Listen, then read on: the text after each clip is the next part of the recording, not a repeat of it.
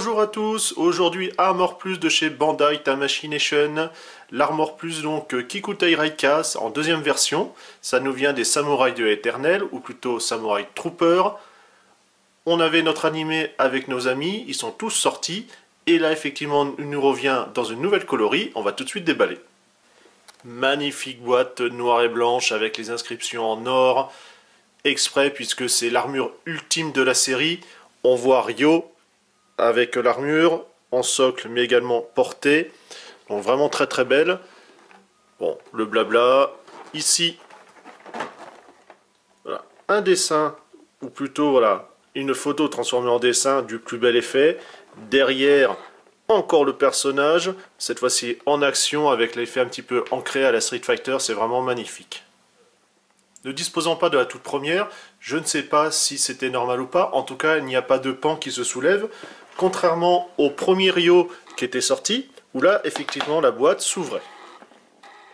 Les Armor Plus ont une gamme un peu particulière, puisque ça a effectivement commencé avec Ryo, que je viens de vous montrer au niveau boîte, avec une magnifique armure voilà, rouge métallisée, du plus bel effet, bien brillante. Réseau de distribution, on va dire classique, puisque c'était fait via Bandai, donc pas de problème, on le trouvait dans tous les VPC. Et ensuite, tous ces potes, on les a eu que via Tamashii, donc les prix ont très vite monté, assez difficilement voilà, pour pouvoir les trouver. Bon maintenant, voilà, les réseaux classiques, on va dire, arrivent à les avoir, mais les tarifs sont quand même un petit peu toujours craqués. En plus, Ryo, voilà, une seconde réédition, enfin une réédition plutôt, où il était en rouge mat. Alors, bon, j'ai pas trop compris, parce qu'en plus c'était vraiment moche comme ça. Et on s'est retrouvé avec l'armure ultime en blanc, mais pareil, très basique. Ça ne me plaisait pas du tout, en plus d'avoir un tarif voilà, totalement de fou, donc forcément mis de côté totalement. Et là est apparue il y a quelques mois une version en blanc nacré perlé de l'armure, qui apparemment voilà, est vraiment magnifique et à tarif quand même un petit peu plus doux. Nous retrouvons ainsi la présentation un petit peu à la Miss Claw, entre guillemets, mais avec un pan beaucoup plus grand au niveau de l'insert. La figurine, corps entièrement noir. L'armure, donc qui est blanche, le porte-armure noir à nouveau. Ça, c'est pour la partie effectivement sur le dessus. Tête supplémentaire, des mains. On va avoir ici le reste de l'armure, mais également les armes. Et, fait grand notable, en plus d'être vraiment magnifique et effectivement toutes chromées, on a enfin des épées qui vont pouvoir rentrer dans des fourreaux et non pas, comme je vais vous montrer avec le Ryo, où c'est juste une partie qui va se clipser dedans qui faisait vraiment cheap.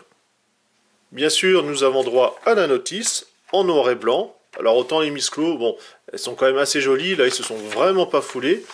Bon, par contre, effectivement, ça permet quand même vite de voir tout ce qui est fourni. Comment monter voilà, les mains et le visage, le stand. Voilà. Et la suite ici. Également, au niveau du personnage, on voit que c'est le même système que les Miss Claw normal, c'est le corps V3. On va pouvoir également changer comme ça le cou, selon, voilà, pour qu'il soit plus ou moins, on va dire, écrasé, entassé dans l'armure. Et on voit comme ça le reste de l'assemblage. On trouve également le système d'attache pour les sabres dans le dos de la figurine, mais cette fois-ci non pas pour aller avec celle-là, mais avec le tout premier Ryo, c'est-à-dire la version en rouge de l'armure normale. Puisque on commence par le casque qui est entièrement en plastique, bon c'est aussi un petit peu normal, en mode combat puisque visage fermé, joli rouge, à nouveau de l'or comme ça chromé, du plus bel effet. Pour les épaulettes, donc la grande partie est en métal, voilà, on voit tous les détails comme ça, le rouge, le noir, somptueux. La sous-épaulette, c'est du plastique. Le bras entièrement plastique, comme ça avec 3 teintes différentes. La genouillère en métal. La jambière également. Et on finit, voilà, par on va dire la chaussette et le dessus de pied, en tout cas de la chaussure, également en métal.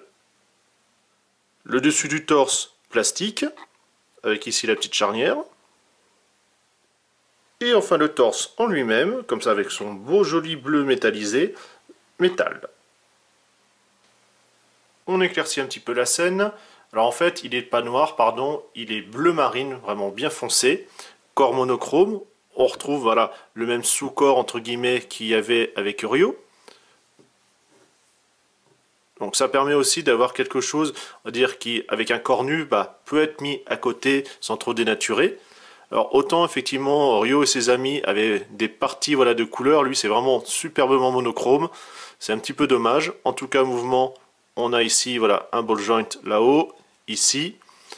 Voilà, c'est les corps V3, donc pas les X, en tout cas les Misklo X actuels, c'est l'ancienne génération. Ici, voilà, on a aussi la base du cou. Pour les jambes, là, la cuisse, encore le double genou, et on a la jambe. Vous avez également cette partie-là, qui permet comme ça, en fait, soit d'un peu maintenir le personnage, mais surtout de donner le petit effet, en tout cas samouraï.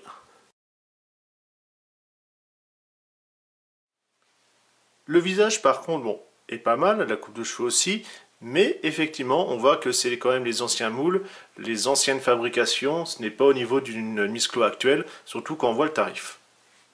On le retrouve avec le visage impassible, celui en pleine action, et là, il se fout de votre gueule. Les katanas, armure normale, armure ultime, donc on voit un petit peu plus large. Voilà. Après la courbure est la même, la garde change, donc on va dire plus classique et voilà, un peu plus folklorique. Mais voilà, on a comme ça du beau chromé, très bien fait. Les fourreaux ne sont pas en reste. Forcément, bah, ils sont quand même beaucoup plus gros, larges, et en termes de profondeur aussi, puisqu'il faut pouvoir loger la lame. C'est voilà, le petit reproche également. On ne peut pas tout avoir, soit bah, on fait du factice, soit on fait du vrai. Un petit grossissement pour admirer la peinture d'un peu plus près. Alors c'est sûr, ça rend toujours mieux que le blanc voilà, qu'il y avait avant. Cette espèce d'un peu perlé métallisé, c'est déjà nettement mieux. Alors forcément, le blanc est une couleur très difficile effectivement à refaire ressortir, surtout sur les figurines. C'est voilà, ça passe ou ça passe pas. Là, c'est pas mal, mais effectivement, j'attendais quand même un petit plus. Petite photo de famille avec les Dorio. Alors au final, que penser? Alors, c'est malheureusement bien trop cher payé pour ce que c'est.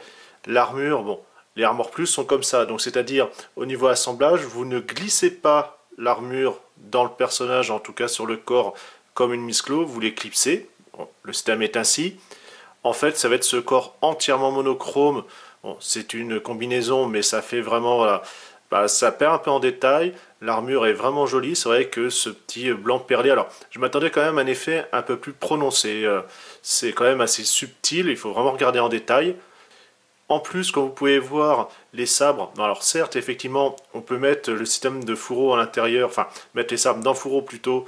Bah, c'est pas terrible parce que ça lui fait des katanas super gros avec une voilà, vous allez pouvoir le juger prise en main, c'est vraiment très mastoc, c'est ouais, bien de loin, mais effectivement après en détail c'est pas trop ça.